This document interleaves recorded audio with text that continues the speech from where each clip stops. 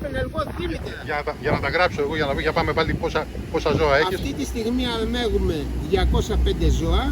Συνολικά έχουμε από 500 μέχρι 550 ζώα ανάλογα την εποχή, ανάλογα πόσα σερνικά έχουμε.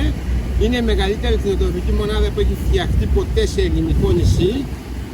Αρμέγουμε 3.000 τόνους αγελαδινού γάλακτος κατ' έτος, που αντιστοιχεί στο 20% από την παραγωγή αγελαδινού γάλακτος για την Άξο ή στο 0,5% από την παραγωγή του ελληνικού αγελαδινού γάλακτος.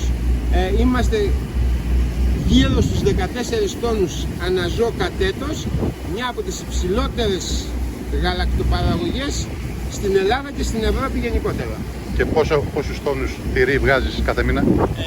Είμαστε γύρω στους 250 τόνους τυροκομικά το χρόνο, περίπου 200 τόνους γραβιέρα Άξου Pop και γύρω στους 50 τόνους κεφαλοτήρια, μεζίδες, ξινοτήρια, ανθότυρα κτλ.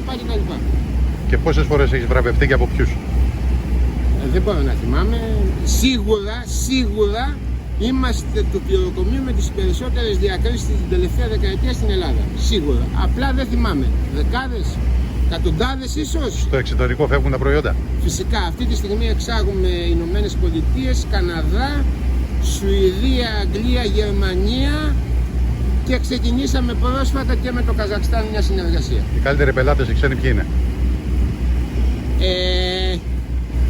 Ξένοι. Βασικά κάποιοι είναι και Έλληνες, τουλάχιστον οι Ηνωμένες Πολιτείες και Καναδά είναι Έλληνες αυτοί που μεταφέρουν τα προϊόντα μας. Όσον αφορά για τους καλύτερους πελάτες, όλοι οι πελάτες του εξωτερικού καλοί είναι. Εντάξει, πληρώνουν, παίρνουν το προϊόν. Από εκεί και πέρα η συνεργασία μας γίνεται γραπτός και προχωράμε.